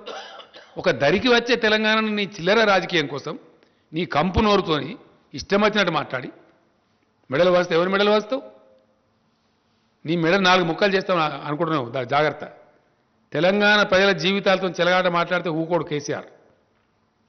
నన్నంటే నేను పడ్డా, కానీ తెలంగాణ రైతులు మోసం చేస్తా, తెలంగాణ రాష్ట్ర ఎకానమీ నాశనం చేస్తా, నో. మేము కడుపు కట్టుకొని, నోరు కట్టుకొని, నీతిమంతంగా, డిసిప్లిన్గా ఫిజికల్ ప్రుడెన్స్ మెయింటైన్ చేసినాం, ఆర్థిక క్రమశిక్షణ పాటించినాం. దానివల్ల రాష్ట్ర ఆర్థిక పరిస్థితి పటిష్టంగా ఉంది. అలా we are number 1 state in the country. ఇది మా డిసిప్లిన్. మీ చేతగాంతనం వల్ల దేశాన్ని నాశనం పట్టించింది మీరు. మీరు వచ్చినాడు 30-40 వేల కోట్ల అప్పు, ఇలా 1,30,000 కోట్ల అప్పు చేసింది మీరు. ఇని 70-80 లక్షల కోట్ల అప్పులు చేసిండ్రు ఈ కేంద్ర ప్రభుత్వం. జీడీపీ క్రాస్ చేసిండ్రు, ధరలు పెంచిండ్రు. ఏమైందండి ఇలా ఫలితం? మీరు పెంచిన పెట్రోల్ ధరల వల్ల ప్రతి ఒక్క వస్తువు బగ్గుమంటుంది. ఇలా అన్ని నిత్యావసర సరుకులు పెరిగినాయి, ప్రతి ఒక్కటి. ఎరువు బస్తా తీసుకొచ్చి రైతుకు అమ్మితే దాని మీద ట్రాన్స్పోర్ట్ ఛార్జ్ పెరిగిందని వాళ్ళు ధరలు పెంచుతూ ఉన్నారు. పప్పుల ధరలు పెరిగినాయి, ఉప్పుల ధరలు పెరిగినాయి. పెరగంది ఏదైనా ఉందా? అయ్యాల వాని ఇవ్వని అనే పరిస్థితి లేదు. ప్రజలు పెట్రోల్ ధర పెరిగింది సార్, మాకు ట్రాన్స్పోర్ట్ ఛార్జ్ పెరిగింది, మేము ఇస్తాం. ఒక్క పెట్రోల్ ధర కాదు, పెట్రోల్ ధర పెంచడం ద్వారా పేద ప్రజల యొక్క జేబులు దోపిడీ చేసి వాళ్ళ కొంపలు ఆర్చింది మీరు.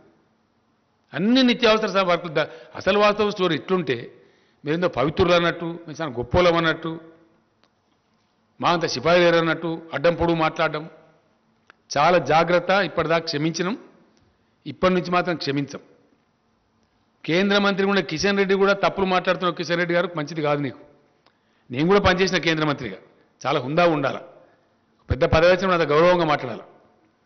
ఈయన మన హుజురాబాద్ ఎలక్షన్లో పోయి కేసీఆర్ఏ బాధ్యుడు అని మాట్లాడుతుంది. అన్ని అబద్ధాలు, పచ్చి అబద్ధాలు.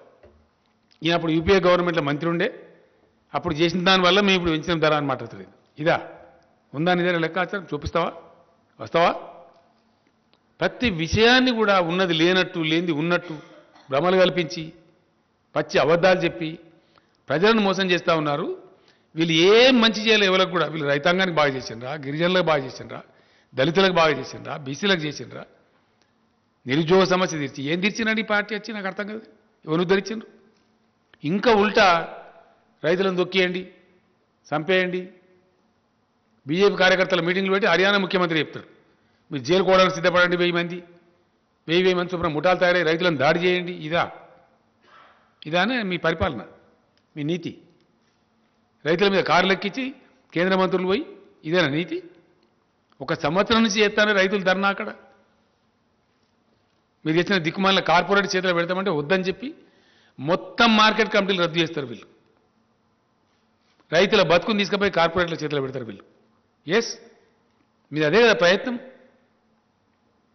మీది చెప్పడమేమో తేనె ఊసిన కత్తిలాగా. రైతు ఎక్కడైనా నమ్ముకోవచ్చు, అమ్ముకుంటాడు అనండి. 3 ఎకరాల రైతు, 5 ఎకరాల రైతు కొంచెం కర్ణాటకలో తమిళనాడులో అమ్ముతాడా, ఢిల్లీలో కూడా అమ్ముతాడా? సాధ్యమయ్యే పనేనా? అంటే ఇరకబెట్టాలి రైతు. ఈ మోసం చేసి కార్పొరేట్ వాడింత ధర చెప్తే అంత ధరకు అమ్ముకోవాలి. ఆయన పొలంలో ఆయన జీతగానికి పనిచేయాలి. అగ్రికల్చర్ కార్పొరేటైజేషన్ కోసం చేసిన కుట్ర, భయంకరమైనటువంటి పద్ధతిలో జరుగుతున్న కుట్ర, అన్నిటినీ ఛేదిస్తామని బయట పెడతాం. ఎస్, డెఫినెట్గా రేపు పార్లమెంట్లో కూడా దద్దరిలో వేస్తాం. రాష్ట్ర హక్కుల కోసం కొట్లాడతాం. నీ ధాన్యం సంగతి కూడా పెడతాం రేపు పార్లమెంట్లో. ఇప్పుడు కూడా మేము పెడతాం డెఫినెట్గా. మా కోటా ఏందో నిర్ణయించమని చెప్పి జిల్లా కేంద్రాలలో ధర్నా చేస్తాం. 2600 రైతు కేంద్రాలలో ధర్నా చేస్తాం. అవసరం అనుకుంటే ఆల్ ఎమ్మెల్యేస్ పోయి ఢిల్లీలో ధర్నా చేస్తాం, ఇంక్లూడింగ్ చీఫ్ మినిస్టర్. మొత్తం తెలంగాణ క్యాబినెట్, తెలంగాణ ఎంపీలు, తెలంగాణ ఎమ్మెల్యేలు, ఎమ్మెల్సీలు అందరం కూడా పోయి, ప్రజాప్రతినిధులు, జడ్పీ చైర్మన్లు, స్థానిక సంస్థల చైర్మన్లు అందరం పోయి వేలాది మందిని పోయి వడ్లు కొనమని చెప్పి ధర్నా పెడతాం ఢిల్లీలో. ఇంకో నాటకం ఏంటంటే పంజాబ్లో మొత్తం ధాన్యం సేకరిస్తారండి. కంప్లీట్ 100% ధాన్యం సేకరిస్తారు. తెలంగాణ ధాన్యం ఎందుకు కొన్నారు నేను అడుగుతా ఉన్నా. మీ సమాధానం ఏంటి? ఫస్ట్ దానికి సమాధానం చెప్పు. నీ మెడల సంగతి, తోల సంగతి అట్లా ఉండదు. పంజాబ్లో మొత్తం సేకరించి తెలంగాణ ధాన్యం ఎందుకు సేకరించరు? కారణం ఏంది? కేంద్ర ప్రభుత్వం రాష్ట్రానికి ఒక నీతి ఉంటుందా? కేంద్ర ప్రభుత్వానికి చిత్తశుద్ధి ఉంటే తెలంగాణలో కూడా మొత్తం ధాన్యం సేకరించాలి 100%. ఎందుకు సేకరించరు? తెలంగాణలో ప్రొడక్టివిటీ ఎక్కువ. దేశానికి అన్నం పెడుతుంది తెలంగాణ. ఇయ్యాల మీ కళ్ళు మండుతున్నాయి. తెలంగాణ రైతులు సంతోషపడితే మీ కడుపులు ఉడికిపోతున్నాయి. కాబట్టి పిచ్చి పిచ్చి ప్రేలాపనలు మానుకొని జాగ్రత్తగా మాట్లాడాలా, జాగ్రత్తగా వ్యవహారం చేయాలా. రైతులు కూడా చూస్తాం, ఒక వారం రోజులు చూద్దాం. కేంద్ర ప్రభుత్వం ఒకవేళ ఆర్డర్ ఇస్తుందా? ఇయ్యని మేము కూడా డిమాండ్ చేస్తూ ఉన్నాం. అధికారులు మొన్ననే పోయొచ్చారు. నిన్న రాత్రి కూడా నేను మాట్లాడినా. ఒక వారం చూద్దాం, డిసెంబర్ దాకా వేయచ్చు వారి. ఇప్పుడు తొందరపడేసే అవసరం లేదు. నిజంగానే కేంద్రం తీసుకున్నారంటే సంతోషంగా వేద్దాం వారి. కానీ కేంద్రం తీసుకోదు. వాళ్ళు రాయించుకున్నారు మనతోని. No boiled rice from Telangana state అని మీకు ఇచ్చిన సీట్లలో ఉందండి, దయచేసి మీరు చూడండి. స్పెసిఫిక్ ఇచ్చిన కేటగిరీ. ఇంకా ఎఫ్సిఐ మేనేజర్కి ఒక దాంట్లో ఇచ్చిండ్రు, బ్యాక్ టు బ్యాక్ ఉంది ఒక దాంట్లో. ఒక సెంటెన్స్ నేను చదివి వినిపిస్తాను మీకు. ఎఫ్సిఐ ఇక్కడ లోకల్ మేనేజర్ గారికి బ్యాక్ టు బ్యాక్ ఉంది. అది మీదేందా కమలాకర్? అది కాదు, 80-20 ఒకటి ఉంది. అదంతా మోసం చేశారు. ఫైనల్గా చెప్పిన దాంట్లో ఇక్కడ ఉందండి, కృషి భవన్ ఇన్ న్యూఢిల్లీ మీకు ఇచ్చిన దానిలో ఉంది. దీనిలో బ్యాక్ పేజీలు ఏముంటుందంటే క్లియర్గా the general manager Telangana reason FCI with a request to take in writing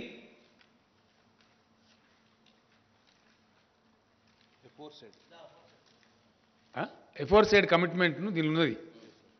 ఇది రైటింగ్లో తీసుకొని మాత్రమే మీరు తెలంగాణ బియ్యం తీసుకోవాలి. మీ దీనిలో కూడా దయచేసి మళ్ళా మేము అడగము అని చెప్పి రైటింగ్లో తీసుకోం. ఇదేమో ఇట్లా పెడతారు కండిషన్లు. ఇవి అధికారిక ఉత్తర్వులు, కృషి భవన్ నుంచి వచ్చే ఆర్డర్స్. ఇక్కడనో మీరు వరే వేయండి, మేము మెడల్ వంచితే ఎవరు మెడల్ వంచాలా? ఈ ఆర్డర్ ఇచ్చిన మెడల్ వంచానా? నీ మెడల్ వంచానా? ఎవరి మెడల్ వంచాలా?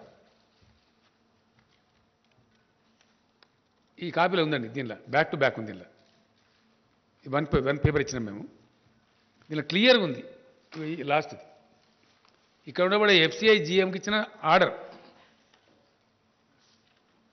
చూడండి, నిదానంగా మీకు చూసుకోవచ్చు. ఆర్డర్స్ ఏమో ఇవి.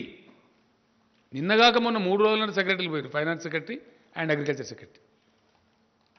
కాలు పెడితే మెడకు లేదు, 60 లక్షల ఎకరాలు లేదు, శాటిలైట్ చూపి మేము అవద్దని చెప్తాం. హెలికాప్టర్స్ పంపిస్తే నేను తిరుగుతురా. వాస్తవాలు ఈ విధంగా ఉంటాయి, చెప్పే తప్పుడు మాటలు. కాబట్టి చాలా జాగ్రత్తగా ఒళ్ళు దగ్గర పెట్టుకొని మెదులుకోవాలి. రాష్ట్ర బీజేపీ అధ్యక్షుడు కానీ, రాష్ట్ర బీజేపీ నాయకులు కానీ ఇప్పటిదాకా క్షమించడం కానీ ముందరికి క్షమించము. పిచ్చి పిచ్చి కూతలు కూస్తే, పిచ్చి పిచ్చి మాటలు మాట్లాడితే, ప్రజలను తప్పుదో చెప్పించే మాటలు మాట్లాడితే మాత్రం చీల్చి చెండాడతాం. జాగ్రత్త. ఇప్పటిదాకా మన్నించిన కానీ ఇక మన్నించము. Thank you.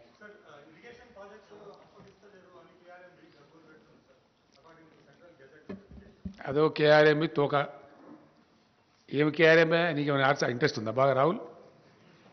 Are you supporting KRMB? Are you welcoming KRMB? Gazette నిజమే, గజెట్. ఏం gazette? Same centre, why they are not referring this to C3 section 3 కింద? Why are you not writing an article as a Telangana బిడ్డ? Please write. Why the government is not able to deliver? ఏం అసమర్థత కేంద్ర ప్రభుత్వానికి? Is it not an inefficient government not to refer the matter to the tribunal? కొత్త రాష్ట్రం ఏర్పడితే రాష్ట్రానికి నీళ్ళు రావద్దా? KRMB, GRMB ఓ డ్రామానా, దొంగ డ్రామా. దమ్ముంటే కేంద్ర ప్రభుత్వానికి. మొన్న నేను పోయిన 3 నెలల కింద పోయినప్పుడు ఆ మంత్రిని అడిగిన నేను, ఏమైనా ఎందుకు చేయాలి అసలు మీ కథ ఏందని? మీరు సుప్రీంకోర్టులో కేసు వేసిన సార్ విడ్రా చేసుకోమని. విడ్రా చేసుకున్నాం. Now I'm demanding mister Gajendra Singh Shekhawat, నువ్వు నాకు ఇచ్చిన మాట ప్రకారం నువ్వు నిజాయితీ ఉంటే ఇమీడియట్లీ రెఫర్ టు ట్రిబ్యునల్. మాకు తేల్చండి, తెలంగాణ నీటివాడ తేల్చండి, మాకు ఎంత వస్తే అంత వస్తుంది. మీకు ట్రిబ్యునల్కి రెఫర్ చేయడానికి 7 ఏళ్ళ కేంద్ర ప్రభుత్వానికి. First tell me that. What is your answer? What the state president is doing? What the union minister here is doing? ఇక్కడ గెలవాలి, ఓట్లు కావాలి. తెలంగాణ నీళ్ళు వద్దా మరి? ఎందుకో మాట్లాడరు, అడ్డం పొడుగు మాట్లాడతారు. ఇక్కడ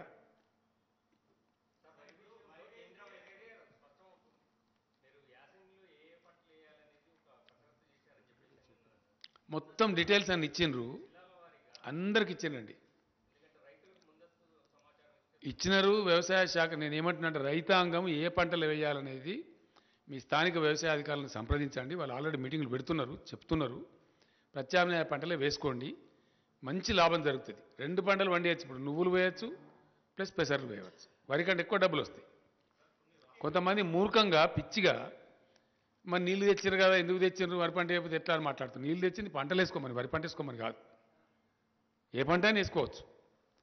ప్రభుత్వం పెట్టుబడి ఉండే తొందరగా పడుతుంది.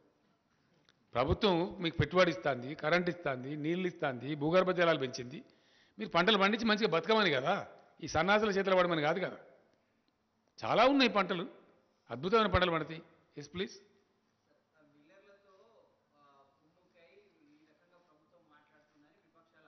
ఏ విపక్షమా? ఎవడెవడు తలకాలేనోడు? ఎవడు వాడు ఒకటేందే. నీ ఒకటే కరెక్ట్ కాదు. ఒకటి చెప్పు ఫస్ట్. నువ్వు చెప్పా. ఏ విపక్షమో చెప్పు. ఏ విపక్షమయా? నువ్వు ప్లీజ్ బీ పేషెంట్. ఏ విపక్షమో చెప్పు. నువ్వు వాడు తలకాయ ఉన్నాడా, తోకున్నాడా, మంచిగా గాడిదా? గాడిదలా నాకేం తెలుసు, నాకు తెలియదు, నువ్వు చెప్పు ఏ విపక్షమా.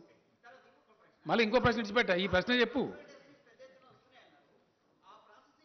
ఆగ్రో ఇండస్ట్రీస్ కాదు, ఫుడ్ ప్రాసెసింగ్ ఇండస్ట్రీ. అది నీ బుడముండ వాదన, తలా తోకలేని వాదన. ఎవడా మాట్లాడినది నాకు అర్థం కాదు. ఫుడ్ నిపుణులు ఎవడా నిపుణుడు నాకు అర్థం కాదు. ఎవడవాడు తీసుకురాపో. అవి అట్లే అంటారు, మరి ఎట్లా అంటారు? క్లారిటీ లేదు. నువ్వు ఎట్లా అంటారు నువ్వు మరి? క్వశ్చనే క్లారిటీ లేదు. ఫుడ్ ప్రాసెసింగ్ ఇండస్ట్రీ రావాలా? దానికి 2-3 ఏళ్ళు పడుతుంది, 4 ఏళ్ళు పడుతుంది. పట్టదా? నీకు కూడా ఉండాలి కదా జ్ఞానం.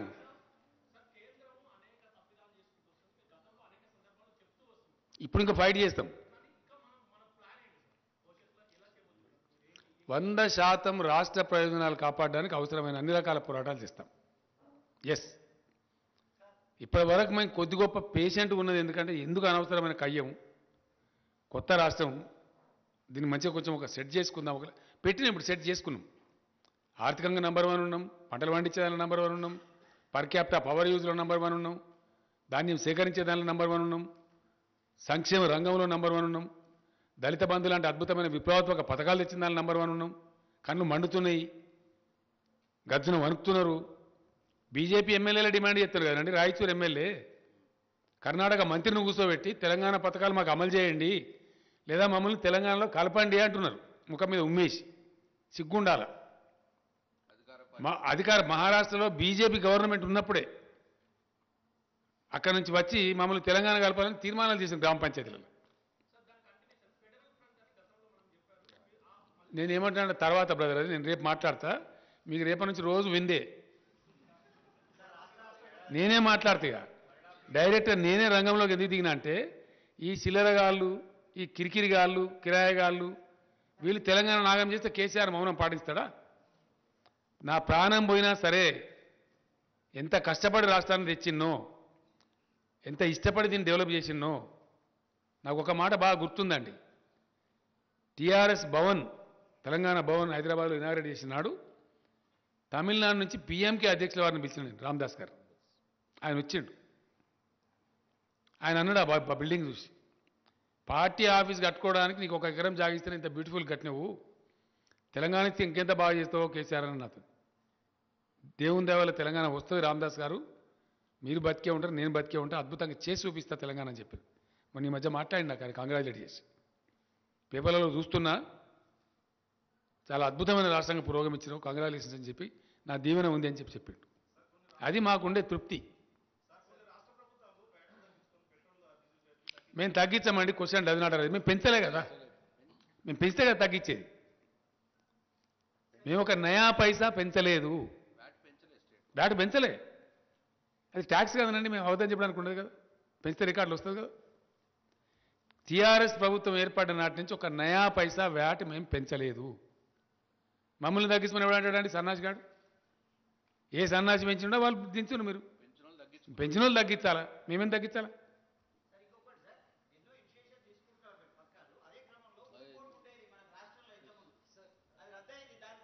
ఏంటిదండి? ఏంటిది అది? చెప్దాం, మళ్ళీ చెప్దాం. ఎస్, సెస్సెస్ నాట్ రెడ్యూసింగ్ అండి. I'm demanding the government of India to remove the cesses levied by the government of India on petrol and diesel. Yes, total cess. It is possible because please, it is to the benefit of the country. Because without any increase of crude oil in the international market, the government of India has unnecessarily levied the cess on petrol and diesel, burdening the pockets of the poor people, middle class people. Now, if the government of India is sincere towards poor people of the country, it is up to them to withdraw the total cesses levied by them. I am very clear. So my question is, do you have in mind some kind of a timeline or a deadline? 100% we continue to fight. We will continue to fight. Today we have initiated, I made it clear to the people that we are going to fight with Government of India. కంటిన్యూగా fight చేస్తాం. Petrol diesel మీద cess withdraw చేయమని మేమే ధర్నాలు చేస్తాం. ఎవరైతే పెంపుకు కారణమో వాళ్ళని నిలదీస్తాం. ఎవ్వరం కలుపుకోనో వాళ్ళని కలుపుకుంటాం. అందరిని కలుపుకుంటాం. ఎవరెవరం కలుపుకొని అందరిని కలుపుకుంటాం.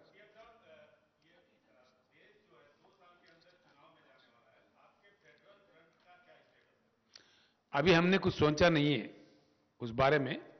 हमारे राज्य में जो हो रहा है, यहाँ के भाजपा के लोग जो उल्टा सीधे बातें कर रहे हैं, उनको लगाम लगाना मेरा काम है. मैं इस राज्य को लाने वाला हूं, पाने वाला हूं, हासिल करने वाला हूं और इस राज्य को अच्छा बनाने वाला हूं. बना दिया हूं. ये मैं नहीं कह रहा हूं, ये किताब मैं खुद नहीं दे रहा हूं, रिजर्व बैंक ऑफ इंडिया दिया है. केंद्र सरकार खुद कईयों मुद्दों पर बात करते हुए पार्लियामेंट के अंदर कहा है. पार्लियामेंट में हर घर को पानी देने वाला, टैप दे के देने वाला कोई राज्य हिंदुस्तान में है, वो सिर्फ तेलंगाना है. हर घर को फायदा पहुंचाने वाला कोई राज्य तेलंगाना हिंदुस्तान में कोई है तो तेलंगाना है. ये बात मैं नहीं कह रहा हूं, केंद्र सरकार ने पार्लियामेंट में कहा है. तो इसलिए आगे के जल के क्या करना है, जरूर हम लड़ते रहेंगे, बिल्कुल हमारे हकों के लिए, हमारे लिए और देश के हकों के लिए.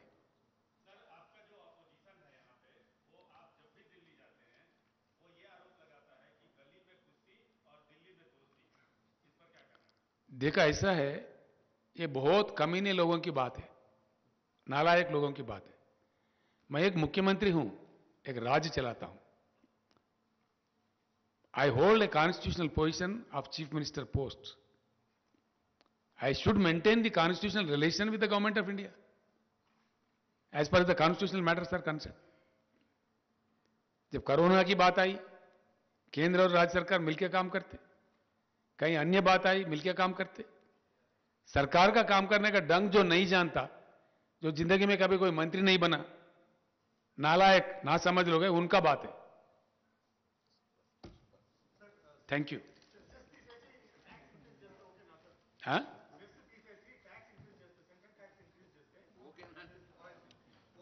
అసలు పెట్రోల్ డీజిల్ ధరలు పెంచడమే తప్పు. అడ్డదారులు దొడ్డిదారులు కేంద్రం పెంచింది. మొత్తం విత్డ్రా చేసుకోమని మేము డిమాండ్ చేస్తున్నాం. That's all. Thank you.